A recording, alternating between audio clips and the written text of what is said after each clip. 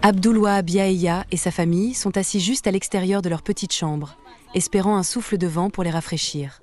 Il explique qu'avec des températures atteignant déjà 38 degrés Celsius, il est devenu très inconfortable de rester à l'intérieur. Le climat est assez rude et sans électricité constante, nous ne pouvons pas utiliser nos ventilateurs la nuit, ce qui rend le sommeil inconfortable, surtout pour le bébé. Nous vivons dans une petite pièce avec une seule fenêtre, il n'y a donc pas beaucoup d'aération.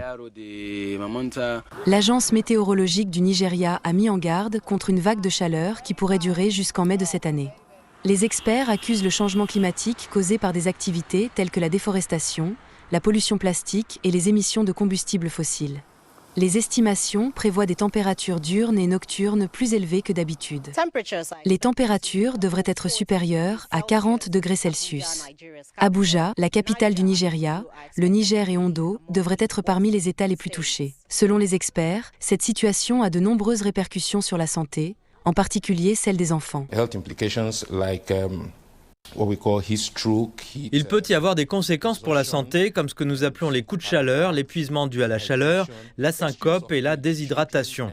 Les enfants et les personnes âgées sont également sujets à la déshydratation. La déshydratation peut donc entraîner des maladies telles que des lésions rénales aiguës et peut même compliquer le diabète et causer de nombreux problèmes.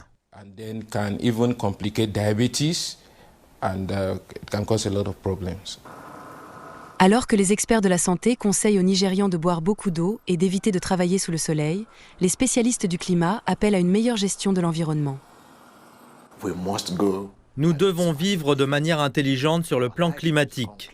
Nos vies doivent devenir intelligentes face au climat. Nous devons engager plus de services d'information sur le climat dans la planification, dans l'exécution, au niveau privé, au niveau gouvernemental et ainsi de suite. De sorte que nous devons ajuster la façon dont nous vivons pour survivre. C'est ce qu'on appelle l'adaptation. Le gouvernement nigérian a promis de mettre en œuvre des mesures pour réduire l'impact du changement climatique et réduire les émissions d'ici à 2030. L'année dernière, il a interdit les plastiques à usage unique afin de réduire la pollution dans ce domaine, tandis qu'il a également encouragé l'utilisation d'énergies plus propres telles que le gaz pour la cuisine et les transports. Mais pour l'instant, les Nigérians comme Abdul Wahab devront continuer à faire face à des conditions météorologiques extrêmes.